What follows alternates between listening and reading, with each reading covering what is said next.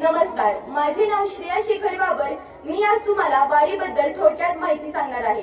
या विठुरामाचा गजर सध्या महाराष्ट्रभर दुमदुमतोय निमित्त आषाढी वारीचं। वारी म्हणजे काय हो, तर वारी म्हणजे आषाढी कार्तिकेला वारकरी राज्याच्या नव्हे तर देशाच्या कानाकोपऱ्यातून विठ्ठलाच्या दर्शनासाठी पायी चालत जातात। ती वारी, या वारीला शेकडो वर्षांची परंपरा आहे। या वारीत कोणी गरीब नाही, कोणी श्रीमंत नाही। वारी जातीपातीचा रंगरूपाचा भेद नाही। वारी म्हणजे अवर्णनीय असा भक्तीचा आणि आनंदाचा सोहळा जणू। वारीला 13व्या शतकाच्या आधीपासून सुरुवात झाली। संत ज्ञानेश्वर, संत तुकाराम, संत एकनाथ महाराजांनी विठू भक्तांना एकत्र केले आणि पंढरपूरची वारी सुरू केली। असंही म्हणतात की पंढरपूर पर्यंतची वारी प्रवास म्हणजे संतांनी केलेलं समाज प्रबोधन होय।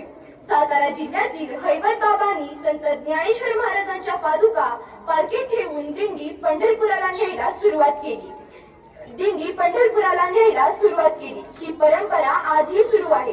तर संत तुकाराम महाराजांनी स्वतः 1400 टाळकरी घेऊन शुद्ध एकादशीला पंढरपुराला जात असत। 19व्या शतकापासून संत सोपानदेव महाराज, संत एकनाथ, संत जनार्दन, संत मुक्ताबाई, संत रामदास स्वामी यांच्या पालख्या विठ्ठलाच्या दर्शनासाठी पायी चालत जातात।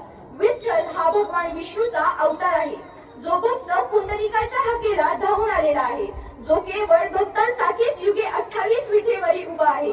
पंढरपूरची वारी ही महाराष्ट्राची महाउपासना आहे। जगण्याचा, सेवेचा, निष्ठेचा उदात्त अनुभव घ्यायचा असेल तर पंढरपूरची वारी अनुभवायलाच हवी। धन्यवाद।